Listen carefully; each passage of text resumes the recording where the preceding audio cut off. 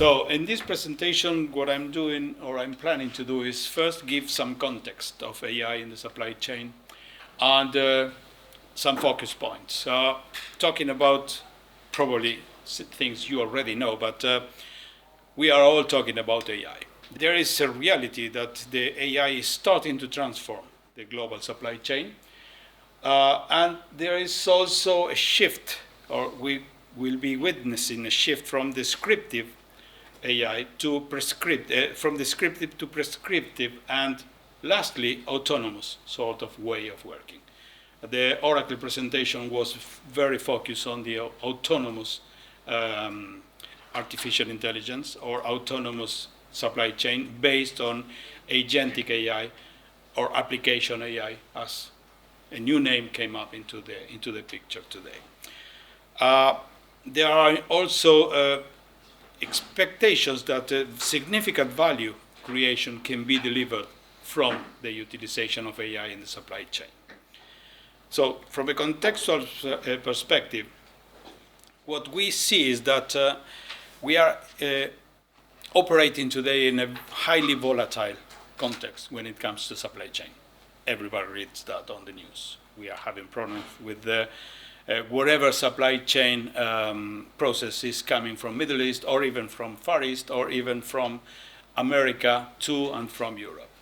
We are also seeing that most of the organizations have, most of the organizations have pockets of analytics and do not have a real AI strategy. And this is important when it comes to context, because, and I will discuss it later, strategy is a must here. My recommendation, you cannot start with AI just playing around like if it's an Excel spreadsheet, okay? And then there is also a reality. All the organizations, shippers, forwarders, 3PLs, are starting to consider AI as a game changer. They still do not know exactly how to do it, but they are starting to do it. And then that is the thing that, in reality, early bird catch the worm. So the earlier an organization adopts AI with a consistent and solid strategy, the better the results are going to be. Also, what is the resolution for the previous contextual issues or problems that we have? First of all, an AI-enabled operating model could be deployed across the entire supply chain. I don't know why this is moving forward, but okay, maybe I'm touching the wrong button. Then there is a real need of investment on an AI foundation. You don't have AI out of the blue. ChatGPT is a good tool, but if you don't have proper data, there's nothing you can do. And AI is based, I would say, 150% on proper data. Without data, AI does not exist. And I'm not talking about structured data. I'm talking about any kind of data. You need to build capabilities internally in the organization and a governance model for AI. AI itself, without any kind of governance method, will end in a chaos within or inside the organization. If you give the end users the possibility to start developing any kind of AI agent, any kind of agentic application, you will most probably end with the very old situation which was the best or the most popular ERP in an organization? Excel sheet. Okay, so this is a risk that you have to take earlier into this picture. And of course, the enablement of the AI in the end-to-end process in the supply chain should be a result and a consequence of a proper strategy and a proper action plan. For the next 3 years, what can we expect? Autonomous planning and execution loops within the supply chain. We can expect also control towers powered by AI, by giving you a good understanding of what's going on within the organization and allowing the AI agent taking action, understanding, and proposing changes or proposing improvements or enhancements. Generative AI is for scenario simulation and planning, and we will see that later on in OTM, how can you do that? And the AI copilots are augmenting planners, buyers, and managers' functionalities and scope of their activities. However, and based on the Oracle strategy, AI is not a copilot into the Oracle ecosystem. AI is embedded within the ecosystem, which, in my opinion, is a much smarter move than having something that is running outside of the box.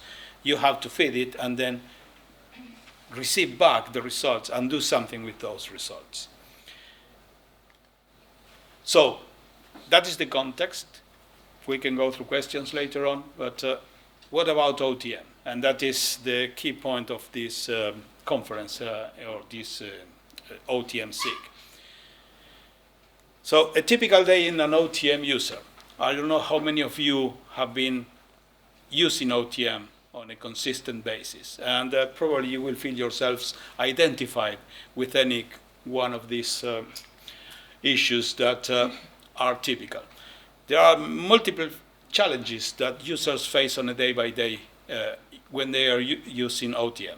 The more experienced the user, the faster the challenge can be solved. But even very experienced users sometimes struggle a lot trying to understand what is going on behind the curtain. Another thing is help and support. Not every organization has a very well-structured support service for OTM users. And sometimes the users start raising their hand and saying, how do I do this? How do I do that? I have to create an itinerary and I have no clue how to do it. I call my super user. The super user is not available, or whatever reason. So the users sometimes feel like they are stuck in a given point of their processes or activities. Then we have the planners. How many of you have been running bulk plans? How many of you have been having failed bulk plans? How many of you have been trying to understand what the hell is inside the log when OTM gives you the log of a failed bulk plan? Everybody, and that is a very concerning reality. We've seen that there is something that Oracle has been finally listening to and saying, hey, we have to improve this, because the log files were created by programmers, developers who think on ones and zeros.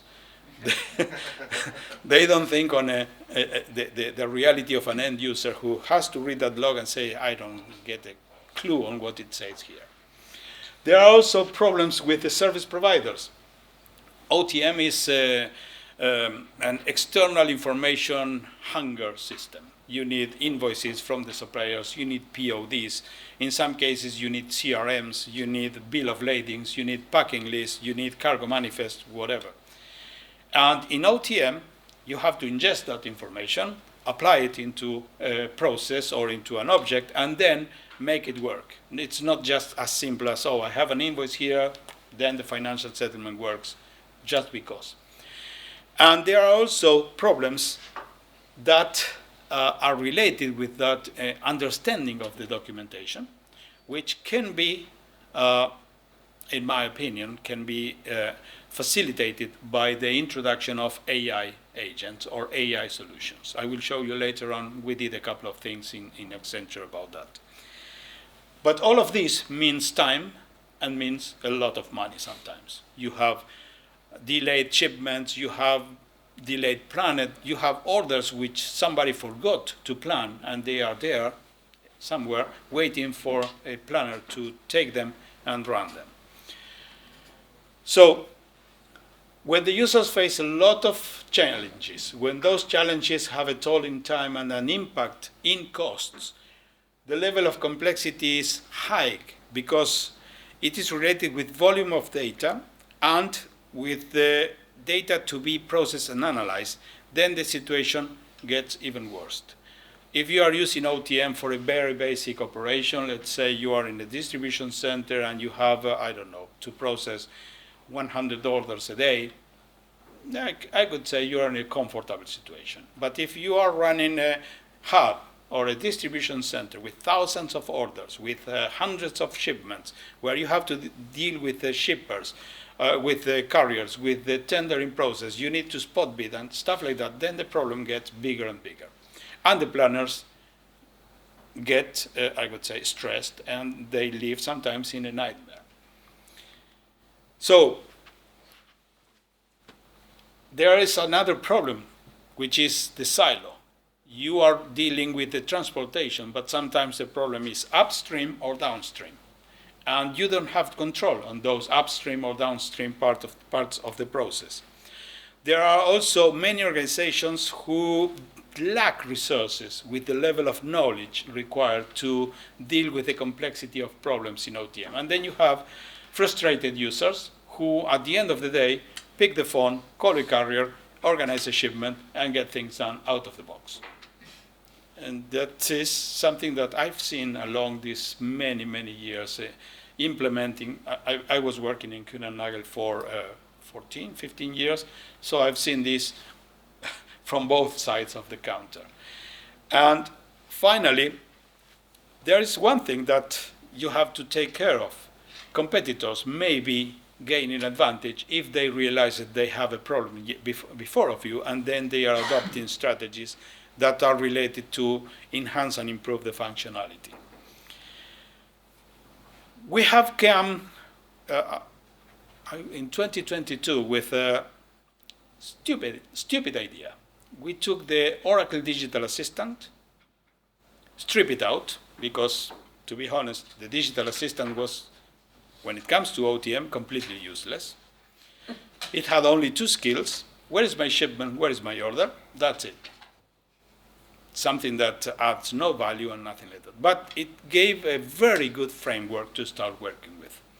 So one idea is to deploy a smart assistant that helps you or helps your users on a day-by-day operation or activities within the organization. It can improve the resolution of problems and improve it very fast.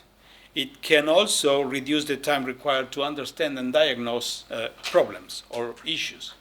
And it can also enable the users with a lot of knowledge and a lot of augmented generated intelligence, the so-called RAG, by ingesting a lot of information and knowledge-based sources. It's not limited only to whatever you train in the user or in the smart assistant. It can go outside and pick whatever is required at the moment you require it. So it's not just a chatbot. It's not a chat GPT. It's something that can give a lot of value to the organization because, and we did it into this smart assistant, it can work as an orchestrator. It can work as an orchestrator by saying, okay, you are asking the smart assistant to do something, and the smart assistant is using the tools that require to do what you are asking for. It's not plug and play. It requires to understand use cases. It requires to understand a lot of things about your organizations, but the basis is there. And Agent AI Studio from Oracle is basically the same concept. So it's taking a framework that is based on natural language processing. It is creating or using tools. It's using different elements that you can provide it, and it's giving you solutions or it's giving you suggestions. So basically the foundations of any smart assistant are internal resources, external resources, and Oracle resources. I differentiate external from Oracle because Oracle resources are based on AI Studio, AI agents, and AI agents for other Fusion applications. The internal resources are the typical ones that come with the smart assistant. Skills, intents, flows, options, integrations via REST API. The magic here is that the smart assistant works inside OTM. So it can talk with the objects in OTM. It can create an order, it can retrieve information from a shipment, it can ingest an invoice, it can create an invoice object within or associated to a shipment, and the more you want it to do, it can be done. Because what you have to do with this is explain the agent what you expect it to do, and it will try to get everything in the background that helps to do the job. And when it comes to the external resources, it consumes LLMs. In our case, we've been using OpenAI. We started using Cohere, but Cohere is very limited as an LLM when it comes to very specific OTM or supply chain activities. And it can use RAG for the knowledge base, tell me how, show me how, and it uses memory, contextual memory. It remembers what was doing, and it can keep a dialogue with the user by refining or by doing more things on the way. And if you ask again the same thing tomorrow, it will simply go to the contextual memory and bring you back the same answer. And if you ask it to refine or you give feedback, it will analyze again how to give you the proper information in the right way.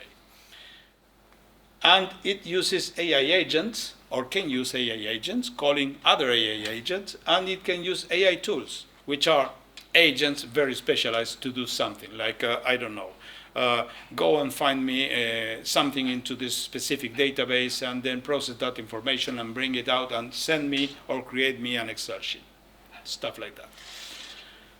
In this case, so the smart assistant can work in different use cases. And this is just an example of what are the use cases that the smart assistant is solving today. And this is not a selling point. What I'm telling you is what is possible, what you can do by using whatever Oracle is providing, either on the ODA arena or on the AI Agent Studio arena, but you can start working on multiple use cases. In this one is, tell me how, help me with. An end user needs help or support on doing something. And in this example, I think it's how to add a new cost to a shipment. I am a new user. I'm asking the agent, hey, please help me. How do I add a new cost? And then the agent thinks and brings the user the answer and tells the user, you have to do A, B, C, and D. Tell me if you need more information. I can guide you step by step. So the more you ask the agent, the more detailed information it can give you back. One simple use case, in this case, the user, instead of calling a more experienced colleague or opening a ticket with support or whatever, can refine the work and can move forward. Another example is invoice creation in OTM. Typically, the invoice creation in OTM is a complex process sometimes. If you are using a PDF, then you need to use OCR, or you need to punch that information directly into OTM. And what we do with the agent is simply put a PNG, a JPG, a PDF, or whatever image you have, you paste it into the agent, and then the agent goes through it and can create the order, the invoice associated to the shipment based on the data that is coming from the invoice. If the invoice is not accurate enough or is lacking information, then the agent reacts on a different way. It tells you, no, I don't have enough information. The shipment number is not existing, or the shipment number is wrong. So you can take actions on your own there. But the basic part is solved or should be solved by the agent. Another example is order creation in OTM. Like a rapid order release. Instead of going through the screens or open a template or stuff like that, you simply write in natural language, I need to send 100 laptops from my distribution center in London to the distribution or to the client in the Netherlands, and the delivery date should be this date, and the date of delivery, the pickup date should be this date, and the delivery date approximately here. With that basic information, then the agent, using REST API, opens into creates into OTM an order. And by clicking in the open in OTM, you see the order directly into the OTM object. And then you can start refining, enriching, or creating stuff like that. What's even more interesting, you can train the agent, or you can explain the agent that to take a look at a certain number of orders and say, plan them for me. And then the agent triggers the plan. probably it can ask you, okay, which parameter set you want to use. Or it can ask you several questions. That depends on how you prompt the agent when you are writing into the NLP, into the dialog box. Another example is searching in OTM. In this example, what we are doing is we are asking the agent to look for shipments that are coming from London, and it's going to bring the list. And with that list, you can start refining. Oh, show me those same shipments, but with the carrier DHL. And then it will bring the same list, but only for the DHL agents. And then you can start asking for more details. Show me the shipments from DHL, or show me from these shipments which ones are delayed, or which ones are late, or which can be late based on whatever situation that you can, or the agent, the smart assistant can have access to. Rate inquiries.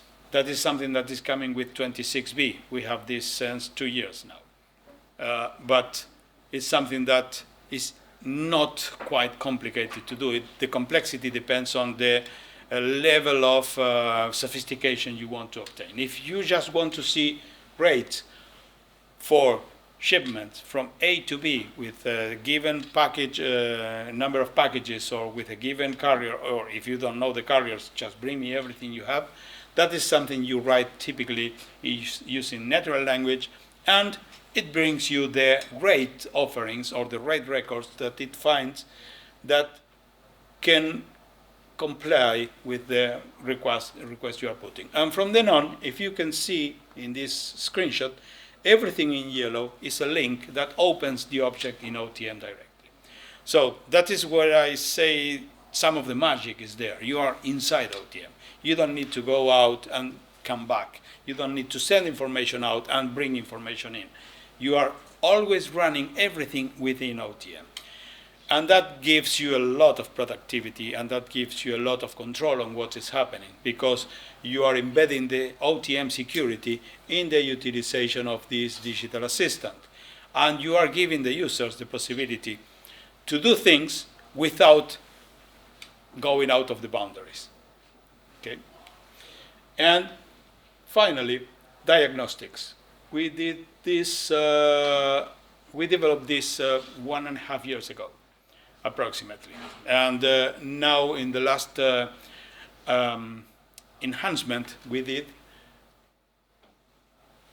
it is also able to do changes into OTM based on the objects that show a problem that is creating a failed bulk plan. This is a very simple example of a recorded session. So the user is asking, hey, I have a problem. And then the agent is telling, okay, upload the log, and I will tell you what's going on. So the log is uploaded. It can be a copy-paste, it can be a PDF, a TXT, or whatever. And then the agent thinks a little bit, sometimes thinks more, some other times thinks less. It depends on the size of the log. It can handle logs up to 3 megabytes. So this is a very little log, but logs with 3 megabytes can tell you. So, and here brings you the root cause of the failed bulk plan. It is an equipment group which is missing, and it's showing you the evidence here. So the explainability, which is part of the AI, that is very important, is there too, and it's telling you what was the impact. And if I scroll a little bit, let me put this in pause. Here you can see there is a likely fix. It's telling you what to fix in order for the bulk plan to run properly. The new release that we are testing now is doing the fix, is fixing it automatically. Of course, asking for permission, but it's able to find the object, tell you exactly what happened in that object, and if you allow it, correct the object. One thing that is important also here is to understand that you can continue the conversation. It doesn't finish. So it tells the user the equipment group is the problem here. And the user is asking, is it a requirement? Is it a mandatory field or not? And then the digital assistant is explaining if it is if the equipment group is mandatory or not, and so on and so on. So these are just basic examples of how you can use or gain advantage by using AI within OTM with the existing tools that there are today.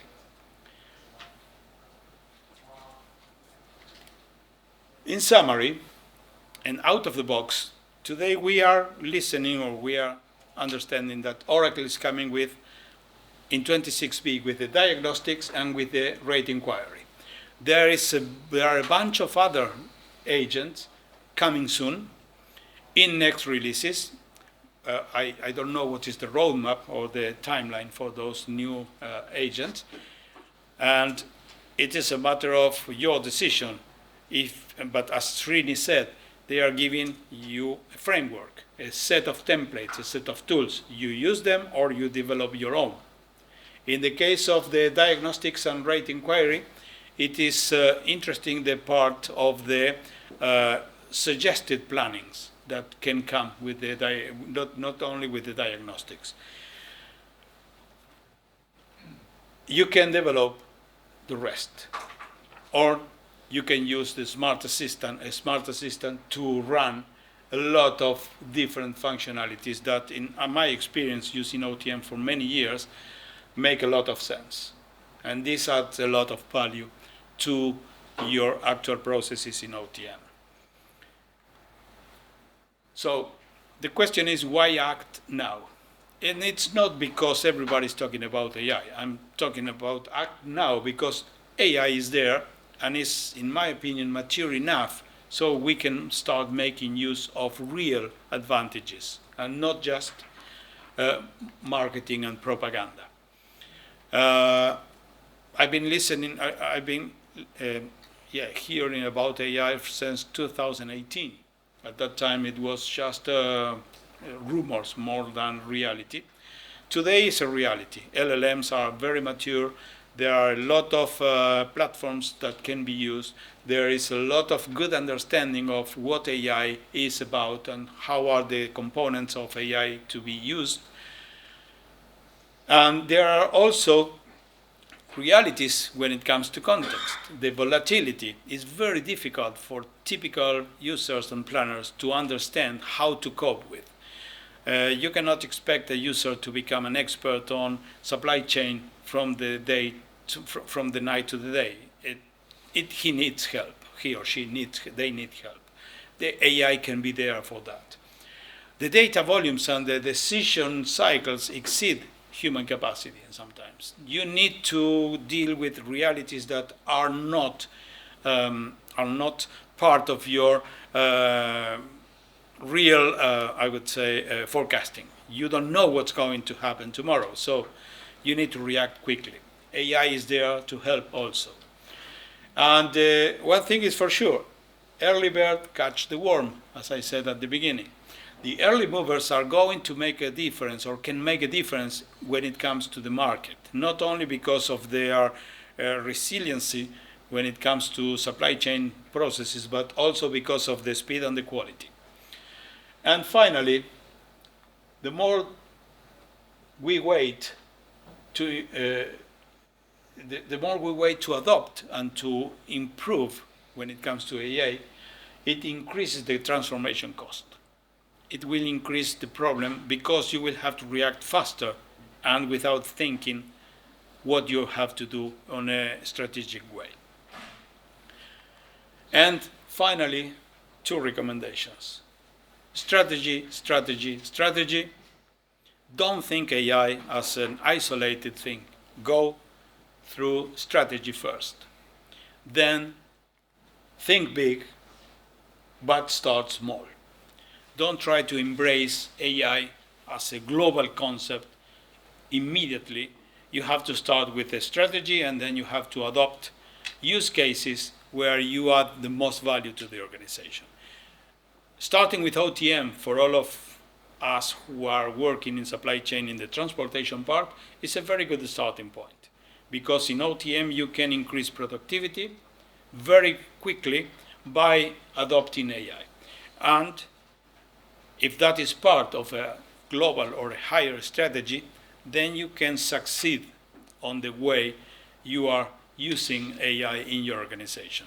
You start with OTM, then you go with WMS, then you go with demand management, then you go with order management, then you can go with all the other components. But you have an end-to-end strategy on how to use AI, adopt in the organization, and create value, and not create chaos. The feeling I had after a few conferences I assisted is, the focus is, we have a lot of agents. We have a lot of AI agents. And as I said before, don't convert the AI into the new Excel spreadsheet, because then you will have a chaos. And you will have no control on what's going on in the organization, and you will have no idea why and how AI is being used.